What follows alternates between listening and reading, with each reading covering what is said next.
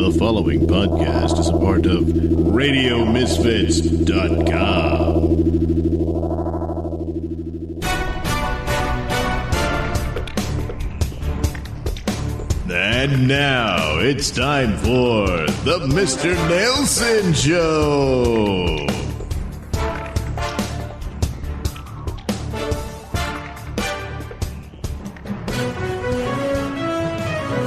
This is a Nailsin News Bulletin. All pair charged in bizarre love triangle murder at Virginia family's home complains that she's tired of jail. Hello, I'm Mr. Nailsin. Yes, a 24-year-old Brazilian au pair charged in a brutal love triangle double slaying at a Virginia mansion whined to her mommy that she's tired of jail. I am tired of this place, this situation, said Juliana Perez Magalhaes in a recent email to her mother from Fairfax County Jail. I am unhappy, and nothing makes me happy, she said. I just want to get out of here and go back home to be with you guys. We will be together soon with God's grace, Mommy. The missive was the latest turn in a bizarre murder case that has captivated true crime buffs worldwide. Magalhaes, who prosecutors said was involved in a steamy affair with her 39-year-old employer, IRS investigator Brendan Banfield, is accused of fatally shooting fetish-seeking stranger Joseph Ryan as he allegedly stabbed Banfield's wife to death at the married couple's home, February 24th, 2023. Ryan was allegedly summoned to the $1 million home through a sexual fetish online site and was attacking a naked Christine Banfield when Magalhaes walked in with her lover, Christine's husband, Brendan. Brendan allegedly fired at and wounded Ryan, but it was the au pair who then unleashed the fatal shots at Ryan after grabbing another gun stashed in the house. Magalhaes is claiming self-defense, but prosecutors allege that the entire episode was a ruse orchestrated by Magalhaes to get rid of Christine. They maintain that Ryan was a dupe, lured into the sordid plot. Investigators have not determined who created an account on the Sick Sex dating app allegedly linked to Christine under the name Anastasia 9, which lured Ryan to the house. Prosecutors also questioned the circumstances that had Magalhaes leave the house shortly after 7 a.m. for a day at the zoo with the Banfield's young child, only to return after allegedly forgetting their lunches. Brendan had left the house at 7:10 a.m. and waited in the parking lot of a nearby McDonald's until the au pair called him around 7:37 a.m. when she returned to the house. The two walked in together and shot Ryan. Prosecutors have questioned why Brendan didn't fire his service revolver until after Ryan was allegedly stabbing his wife, and are puzzled why Magalhaes then retrieved her own gun. The pair waited 10 minutes before calling 911. That is not what a person in that situation would do unless they were trying to cover something up, Deputy Commonwealth Attorney Kelsey Gill said at a court hearing. Brendan has not been charged and pleaded the fifth when questioned in court. No one has been accused of his wife's death. Magalhaes, who joined the Banfield household in 2021, remains charged only in Ryan's shooting death, while investigators continue to try to unravel the convoluted murder case. Her mother, Mariana Perez Souza, continues to maintain her daughter is innocent. She told reporters in Portuguese that Magalhaes, who she calls Little Rare Jewel, is not the one who should be behind bars. I pray for the prosecutors and the judge to understand who is guilty in this case, because it is not Juliana. Well, I can't imagine who she could think is the real culprit here. Yeah, it's the husband. She suspects the husband was in on the plot, but I hate to tell you, your little precious Jewel was also in on it to get rid of Christine so she could take her place, you know. He was just trading in his wife for a new model. But then the hitman here. I mean, you can get a hitman from a sex site? Yeah, it's still weird, isn't it? Still weird. It's always going to be weird, even if it's ever fully explained. Yeah. This has been a Nailsin News Bulletin. This is your ass. This is your ass in prison. Any questions? This has been a public service announcement reminding you that if you do the crime, you will do the time. Hard time. This is a Nailsin News Bulletin.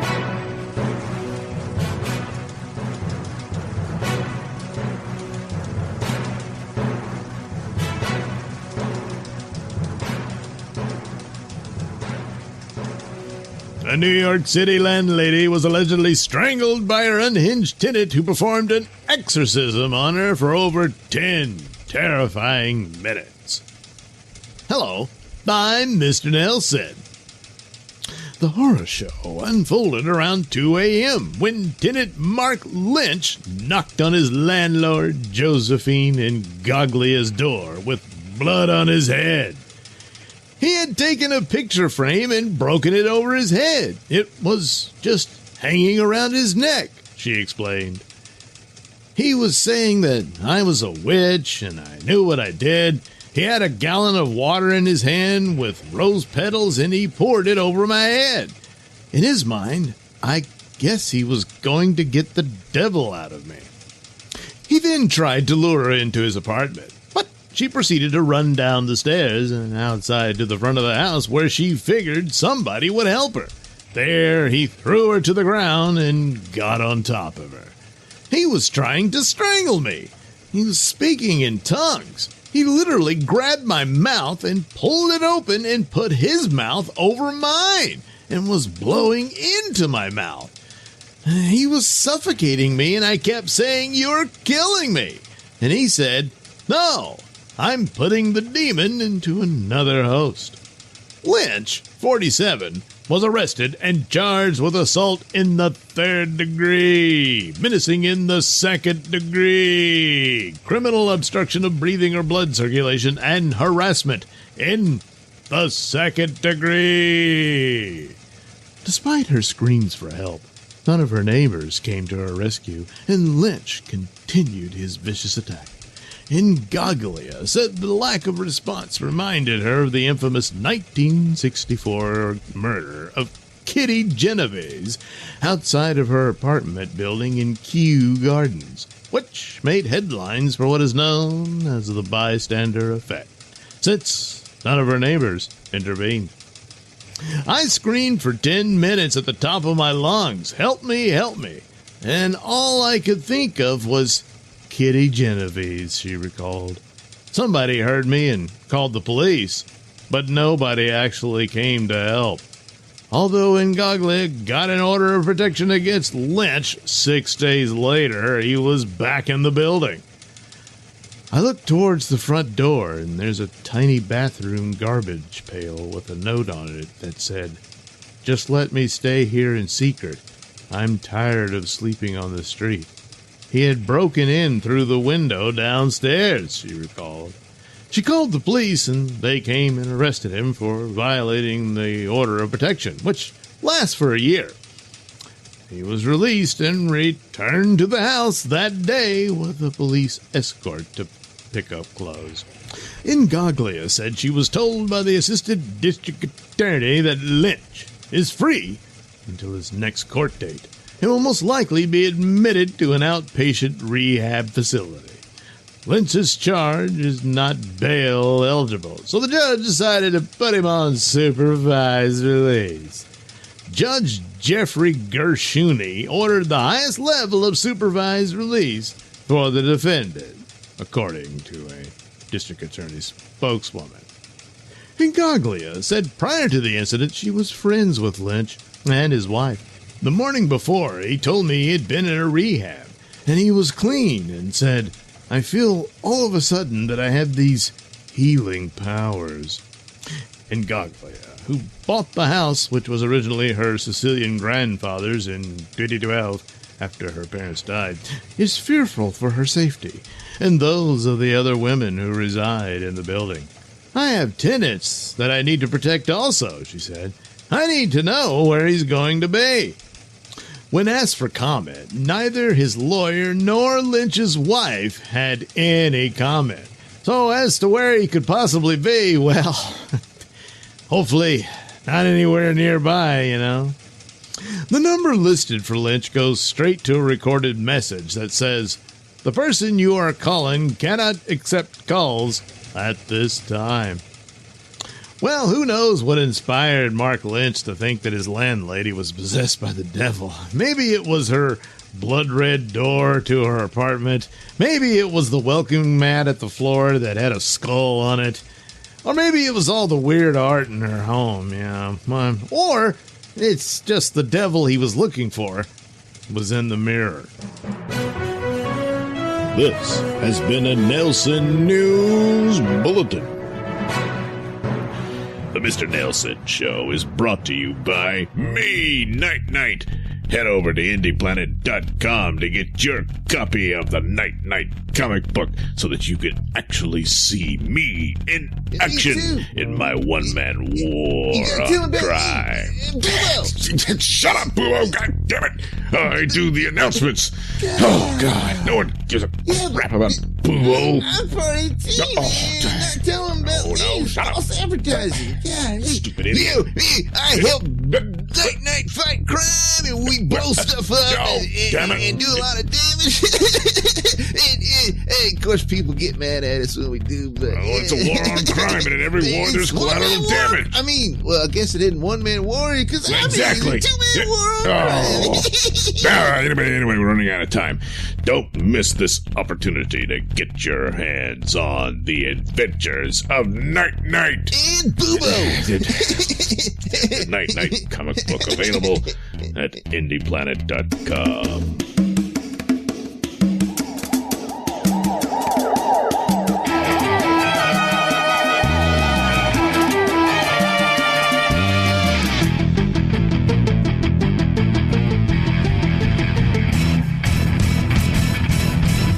His vehicle's ready for us to make good our escape. Oh, thank God. No, wait a minute.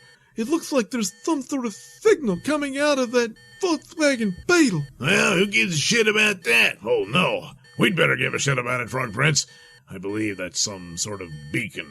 Probably to his compatriots. An apt deduction, foul villains, for Bugman is indeed a member of the Invincibles. An attack upon one Invincible is an attack on all, and thus I, Energy Man, have answered Bugman's call. So now, surrender, lest I atomize you. Oh, no, you didn't. Guess again, Energy Man. What? Some sort of alien cosmic energy. Signal I've yet to have experienced. However, with a few alterations, I should be able to absorb it and return it 100-fold. Oh, man, we're getting fried again.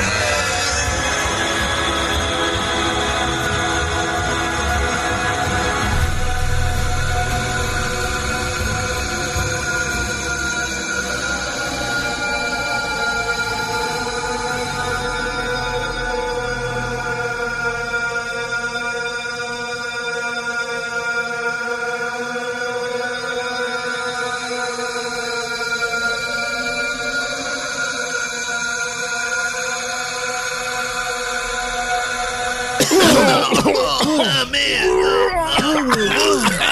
We made it.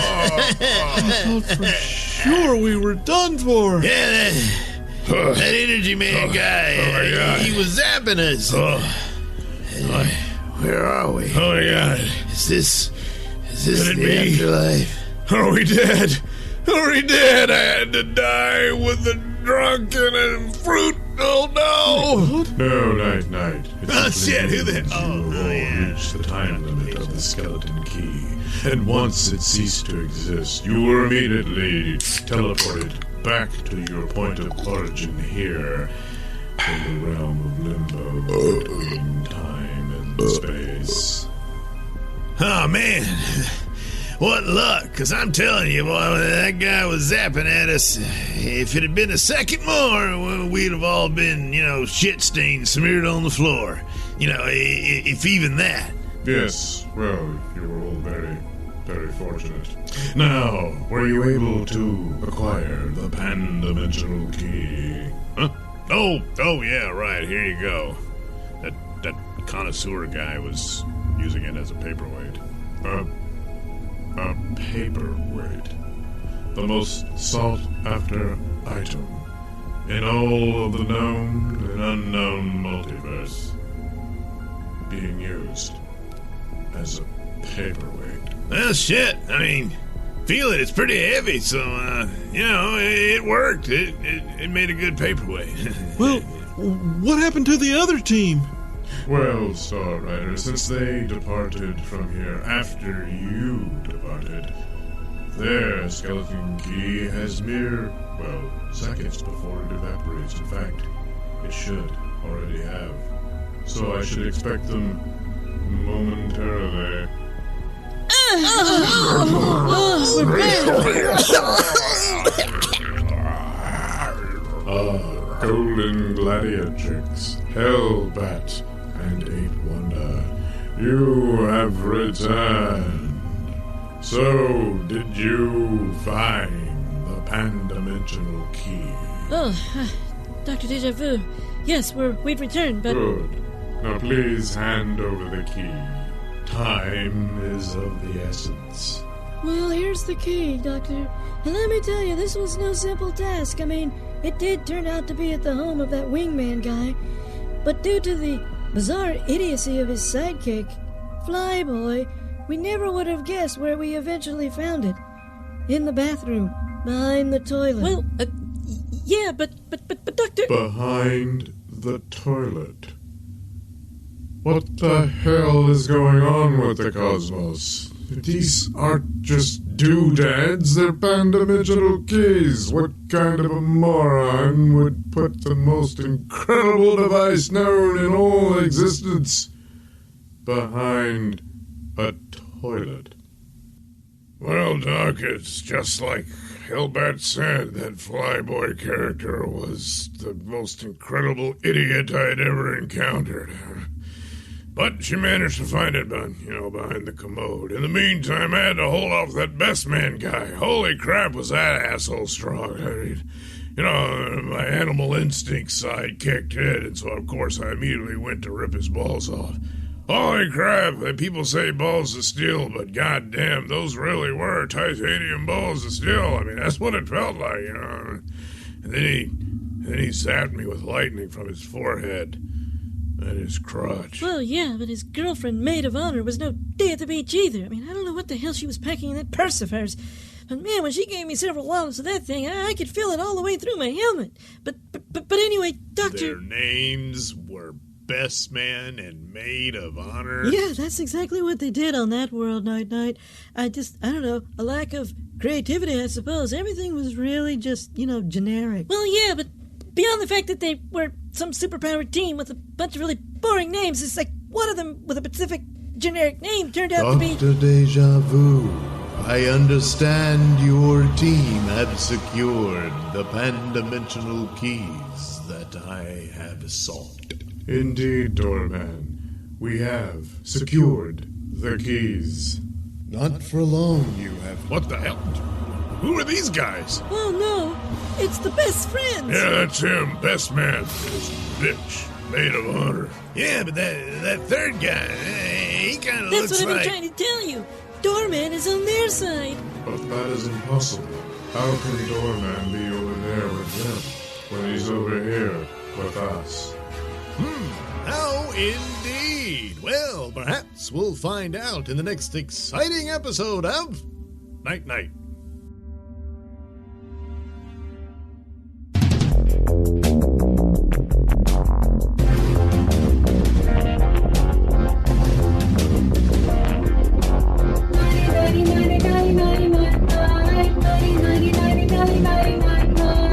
This has been a Nailsin production. The Night Night theme song is performed by Alistair White and his lovely wife, Heather. Incidental music is courtesy of Kevin MacLeod. All characters are performed by me, Douglas Nelson. Join us again, won't you? This is a Nailsin News Bulletin.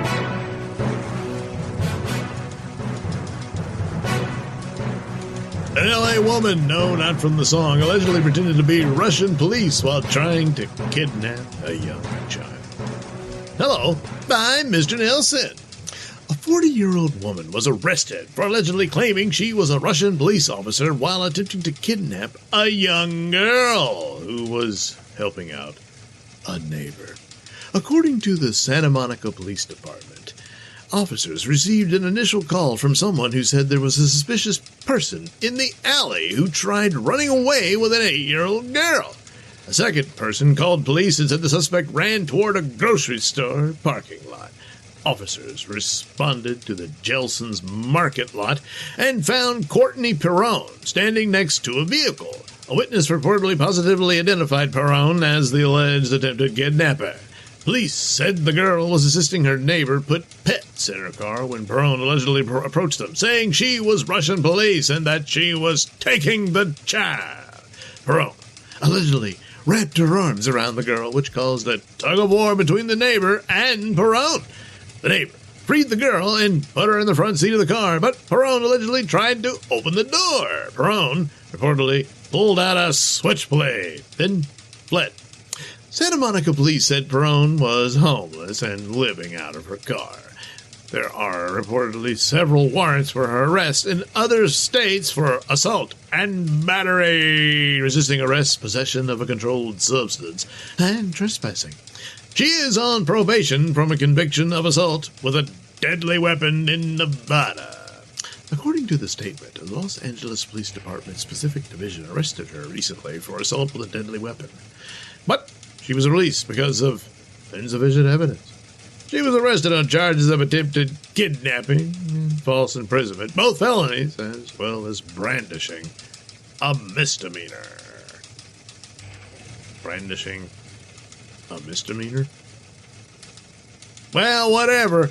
She tried to kidnap some poor little girl. Fortunately, it didn't work out for her. Looking at her mugshot, I'm guessing this has a lot to do with being batshit crazy. Besides, Russian police don't have jurisdiction in Los Angeles. This has been a Nailsin News Bulletin.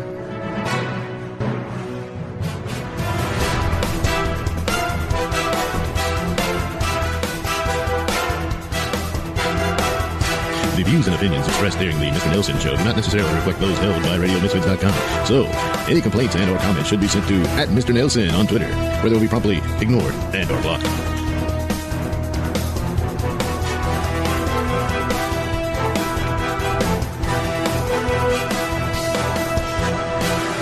A paperweight.